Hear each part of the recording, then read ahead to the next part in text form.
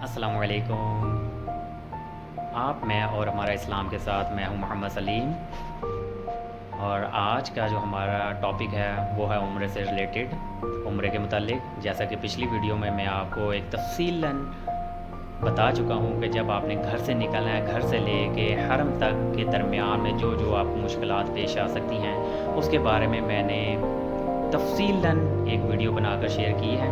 तो अब हरम से आगे जो उम्रे की अदायगी का जो आसान तरीका है उसके बारे में, उससे रिलेटेड जो मैं आपको एक तफसीलन बताऊंगा कि उम्रे की अदायगी किस तरह से की जाती है, उम्रे का एहराम जो आपने कहाँ से पहनना है, किस जगह से पहनना है, उम्रे का जो तरीक़ाकार है वो क्या तरीक़ाकार है, उम्रे की जो नीयत है वो किस तरह से की जाती है।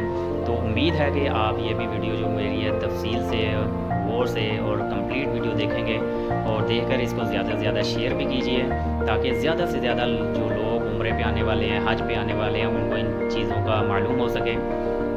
तो उम्रे की अदायगी का जो आसान तरीका है, हर साल लाखों फर्जंदान इस्लाम फरीज़ा हज की अदायगी के लिए हजाज मुक़द्दस जाते हैं और तकरीबन इतनी ही तादाद में, यानी कि जितने लोग हज के लिए आते हैं हर साल, आप अंदाज़ा करें कि इतने ही लोग जो है उम्रे के लिए साल भर में जाते रहते हैं।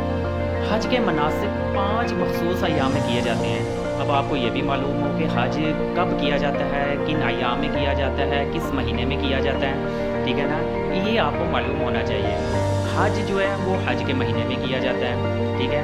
हज के 5 जो मखसूस अय्याम हैं, 8 ज़िलहज से लेकर 13 ज़िलहज तक, ये 5 दिन बनते हैं, 5 अय्याम बनते हैं। तो ये 5 अय्याम हैं मखसूस जो हज के हैं। इसके अलावा जो भी किया जाएगा वो उम्रा कंसिडर होगा, उम्रा तस्वर किया जाएगा।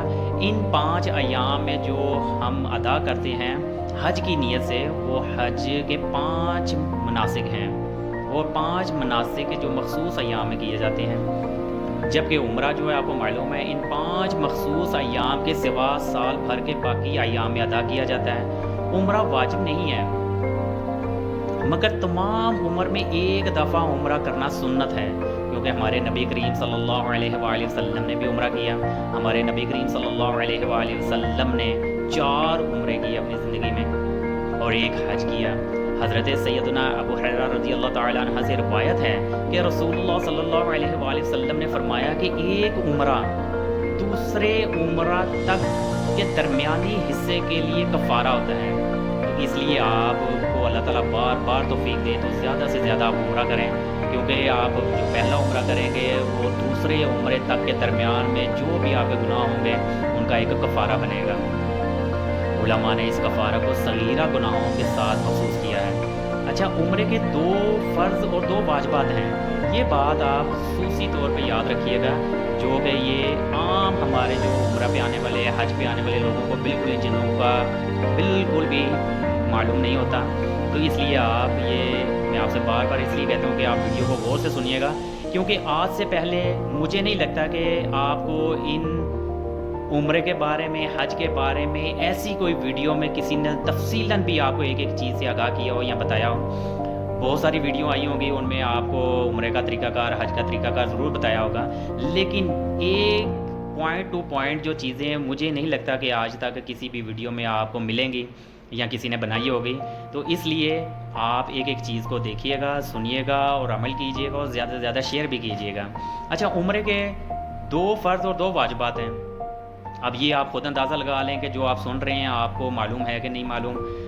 फ़र्ज़ जो है एहराम की हालत में आना, नंबर 1 ये फ़र्ज़ है। तवाफ़ की अदायगी ये नंबर 2, ये 2 तो फ़र्ज़ हो गए। अब वाजिबात क्या हैं? सफ़ा और मरवा की सई करना, ये वाजिबात है नंबर 1। सर के बालों का हलक या कसर करना नंबर 2, ये वाजिबात में आ जाता है।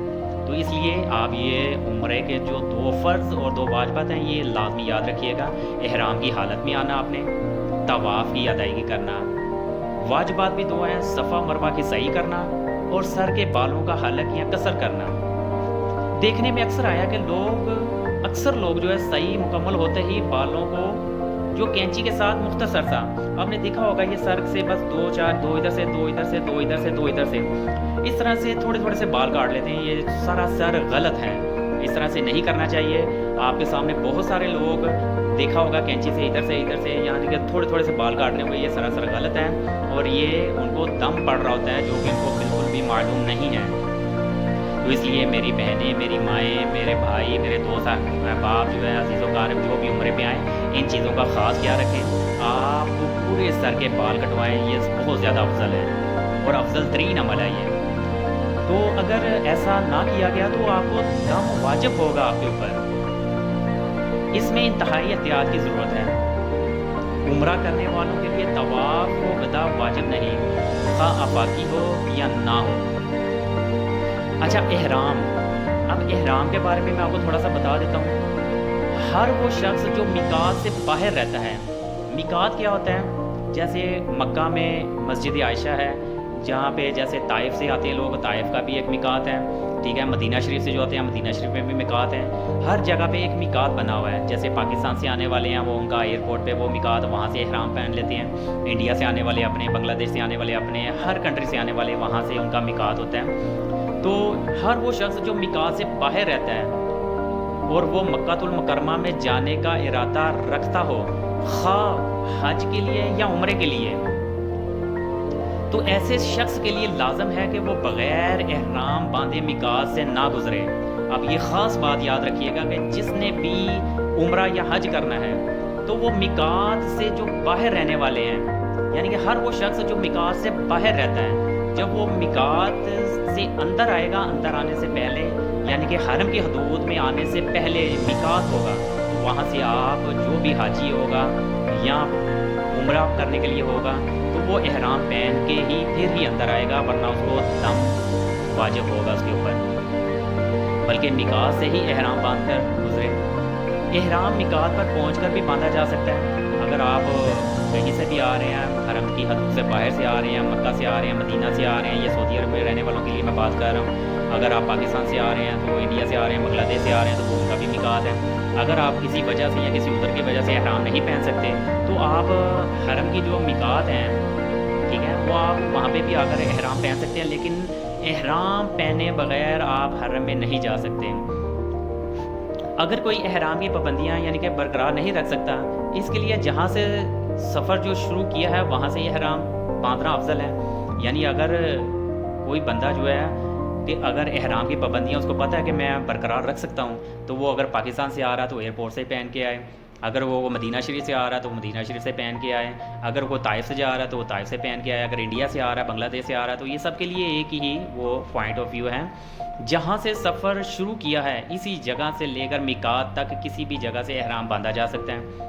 جو حضرات مدینہ طیبہ پہلے جائیں, یعنی اگر فار ایگزامپل کسی سعودیہ میں رہنے والے جو پہلے مدینہ شریف جاتے ہیں عمرے کی نیت سے کہ یار ہم نے پہلے عمرہ کرنا ہے, تو عمرہ کر کے عمرے کی نیت تو ضرور ہوتی ہے لیکن پھر بعد میں ارادہ بدل جاتا ہے کہ ہم مدینہ شریف چلے جائیں, تو وہاں پہ پھر احرام کی بہت زیادہ پابندیاں بھی ہوتی ہیں, احتیاط بھی ہوتی ہے, خیال بھی ہوتی ہے, پاکی اور ناپاکی کا خیال بھی ہوتا ہے. تو اس لیے آپ کوشش کریں کہ جو مدینہ شریف جیسے پاکستان سے یا انڈیا سے یا بنگلہ دیش سے لوگ آتے ہیں تو وہ اپنی کوشش یہ کریں کہ جب مدینہ شریف کی ان کی کوئی فلائٹ ہے ڈائریکٹ قسم کی, یا سعودی عرب میں جو آنے والے ہیں وہ مدینہ شریف جانا چاہتے ہیں, تو وہ کوشش کریں کہ وہ احرام نہ باندھیں, پہلے مدینہ شریف جائیں, وہاں سے زیارات کریں, حضور پاک صلی اللہ علیہ وسلم کی بارگاہ میں اسلام پیش کریں.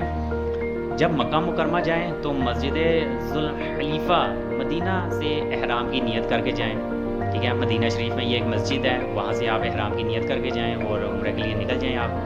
اچھا, دوسرا طریقہ احرام باندھنے کا طریقہ یہ ہے کہ مکمل طہارت کے ساتھ غسل و وضو کر کے مرد 2 بغیر سلی ہوئی چادریں جو ہیں, ٹھیک ہے, وہ اپنے ساتھ لے گا, ایک بطور تہمت کے طور پر اور دوسری جو بطور اوڑھنی کے طور پہ. جبکہ عورتوں کے لیے ان کے روزمرہ کے کپڑے ہی احرام میں ہوں گے. پھر اگر کوئی نوافل کے وقت ہیں تو وہ نوافل بھی پڑھ لیجئے, اگر آپ کے پاس ٹائم ہے تو نوافل بھی ادا کر لیجئے. بہتر ہے کہ آپ نوافل پڑھ لیں, پڑھ کر ہی وہاں سے نکلیں. تو ان چیزوں کا آپ خاص خیال رکھیے گا کہ مردوں کے لیے 2 چادریں ہوں گی, ایک جو ہے وہ اس کی جو ہے اوڑھنی کے طور پر ہوگی, دوسری ایک تہمت کے طور پر ہوگی. عورتیں جو ہوگی وہ ان کا اپنا جو کپڑے ہوں گے معمول کے مطابق وہی ان کا احرام ہوگا. تو ان چیزوں کا خاص خیال رکھیے گا آپ. کہ مردوں کے لیے کیا ضروری ہے اور عورتوں کے لیے کیا ضروری ہے. تو اس لیے میری مائیں بہنیں، میرے دوست احباب، عزیز و قارب جو ہے نا، خاص طور پر یہ ویڈیو دیکھیں اور زیادہ سے زیادہ شیئر بھی کریں، تاکہ جن لوگوں کو عمرے کا اور حج کا طریقہ کار کا نہیں پتہ، وہ اس ویڈیو کو دیکھ کر ایک تفصیلی طور پر ایک آگاہ ہو سکیں. اچھا، اس کے بعد آپ کی آ جاتی ہے عمرے کی نیت. آپ نے عمرے کی نیت کیسے کرنی ہے؟ بسم اللہ الرحمن الرحیم، اللہم انی ارید العمرة فیسرها لی وتقبلها منی وأعني عليها وبارك لي فيها، نويت العمرة وأحرمت بها لله تعالى. یعنی اگر جو شخص عربی میں یہ الفاظ ادا نہیں کر سکتا، اس طرح نیت کر لے کہ یا اللہ میں تیری رضا کے لیے عمرہ کی نیت کرتا یا کرتی ہوں، تو اسے میرے لیے آسان فرما اور قبول فرما.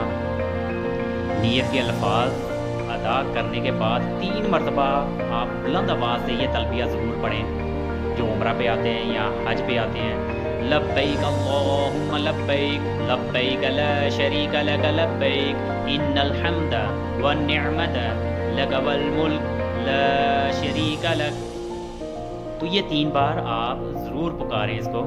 عورتیں اتنی آہستہ آواز میں تلبیہ پڑھیں کہ وہ خود سن سکیں. اب مرد اور عورتیں دونوں پر احرام کی پابندیاں شروع ہو چکی. یہ نیت کرنے کے بعد چاہے وہ عورت ہے چاہے وہ مرد ہے، تو ان کے اوپر احرام کی پابندیاں شروع ہو چکی ہیں. تو اس لیے آپ نے اب اپنے عمرے کی خاص پابندی رکھنی ہے. جن کی خلاف ورزی پر دم یا صدقہ واجب ہو جاتا ہے، وقفے سے تلبیہ یا نبی کریم صلی اللہ علیہ وسلم پر درود شریف پڑھتے رہیں آپ. اب احرام باندھنے کے بعد واقعی آپ کو طریقہ کار جو بتا رہا ہوں، آپ نے یہ شروع عمل کر دینا ہے. مکہ معظمہ پہنچ کر اپنا سامان اپنی قیامگاہ پر رکھ کر آئیں اور جلدی سے مسجد احرام کی جانب روانہ ہو جائیں. اپنی نگاہوں کو جھکا کر رکھیں تاکہ کعبہ اطہر پر ابھی نظر نہ پڑے، کیونکہ پہلی نظر میں جو پلک جھپکنے تک جو دعا کی جاتی ہے وہ قبول کی جاتی ہے. البتہ جس وقت بیت اللہ شریف میں نظر پڑے تو 3 مرتبہ لا الہ الا اللہ اللہ اکبر کہیں اور پھر درود شریف پڑھیں. پھر جو چاہے مانگیں، جو دل میں آپ کی دعائیں ہیں آپ ساری دعائیں مانگیں. اس کے بعد احرام کی اوپر والی چادر کا پلو جو ہے وہ داہنی بغل کے نیچے سے، یعنی کہ آپ کا جو داہنی مونڈا جس کو کہتے ہیں، وہ کندھا جو ہے اس کے نیچے سے آپ نے چادر گھما کے آپ نے وہ کندھا کو جو ہے ننگا کرنا ہے، وہ نکال کر آپ کندھے پر ڈال لیں. اس عمل کو استباع کہتے ہیں. 7 چکروں میں مونڈا ننگا رکھیں، یعنی کہ یہ مردوں کے لیے ہے صرف، ٹھیک ہے. جو مرد حضرات ہیں وہ اپنا ایک مونڈا جو ہے، ایک کاندھا جو ہے وہ ننگا رکھیں گے اور اس کو استباع یعنی کہ استباع کہتے ہیں. استباع اور رمل دونوں یعنی طواف کے 3 چکروں میں اکڑے ہوئے دونوں مونڈوں کو ہلاتے ہوئے تیز قدم بڑھا کر چلنا مصنوع ہے، ٹھیک ہے. یہ تیز سے چلنا مسنون ہے، یعنی کہ مردوں کے لیے ہے کہ جب پہلے 3 چکر لگائیں تو تھوڑا سا نا تیز چلیں، تیز رفتاری سے چلیں. اگر تو رش کم ہے، اگر رش زیادہ ہے تو مجبوری ہے آپ اپنے کم از کم کندھوں کو، یعنی کہ آپ کے یہ کندھے جو دونوں کندھے ہلنے چاہیے. یہ جب کندھے ہلیں گے تو یہ مسنون طریقہ ہے. جبکہ عورت کے لیے استباع اور رمل نہیں ہے. یعنی عورت اکثر دیکھا گیا ہے کہ حرم میں آ کر صفا مروہ پہ بھی اور حرم میں بھی جب طواف کر رہے ہوتے ہیں تو وہاں پہ عورتیں بھی بھاگ رہی ہوتی ہیں، دوڑ رہی ہوتی ہیں، جو کہ سراسر غلط ہیں اور یہ نہیں کرنا چاہیے عورتوں کو. میری ماؤں کو، بہنوں کو احتیاط کرنی چاہیے ان چیزوں کا. اب تلبیہ بند کر دیں اور طواف شروع کرنے کے لیے کعبہ شریف کے اس حصے کے قریب آئیں جہاں حجر اسود ہے. آپ کو حجر اسود کے سامنے گرین لائٹیں بھی نظر آئیں گی اور حجر اسود پہ آ کے آپ کا وہاں سے پہلا چکر شروع ہو جائے گا. آپ نے وہاں سے اپنا عمرہ جو ہے سٹارٹ کر دینا ہے اور اس طرح کھڑے ہوں کہ پورا حجر اسود داہنی طرف رہے. یہاں کھڑے ہو کر طواف کی نیت یعنی کچھ اس طرح سے کر لیں. اب جب آپ حجر اسود کے سامنے آ جائیں گے، حجر اسود کے سامنے سے آ کے آپ نے پورا چہرہ، پورا ہاتھ جو ہے نا، وہ رش کی وجہ سے آپ ظاہر بات ہے موڑ بھی نہیں سکتے، اتنا رش ہوتا ہے. تو اس لیے آپ کم از کم اپنا ہاتھ اٹھا کر بسم اللہ اللہ اکبر یہ کریں اور وہاں پہ آپ جب حجر اسود پہ ضرور آئیں تو وہاں پہ طواف کی نیت بھی کریں. آپ طواف کی نیت کیا ہے وہ عربی میں آپ کو پڑھاتا ہوں. بسم اللہ الرحمن الرحیم، اللہم انی اريد طواف بیتک الحرام فیسرہ لی وتقبلہ منی 7 عشوات للہ تعالی عز وجل. یہ طواف کی نیت ہے. عمرے کی نیت میں نے آپ کو بتائی. یہ اب طواف، جب آپ نے طواف 7 چکر شروع کرنے ہیں تو یہ 7 چکروں کی نیت ہے یہ آپ کی. تو اس کے بعد آپ نے استلام، چونکہ حجر اسود پر عطر لگا ہوتا ہے. اب یہ احتیاطی تدابیر بھی ہیں عمرے کے درمیان میں. جب آپ عمرہ شروع کر دیتے ہیں تو آپ نے احتیاطی تدابیر بھی کرنی ہے، چونکہ حجر اسود پر عطر لگا ہوتا ہے.